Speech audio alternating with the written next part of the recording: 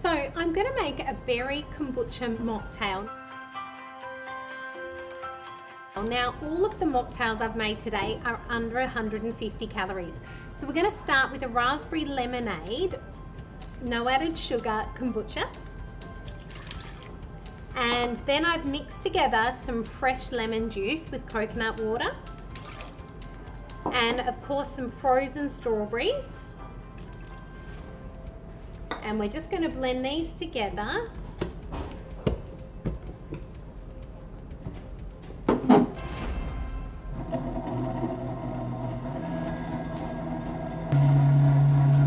I'm going to get some fresh basil to put on top.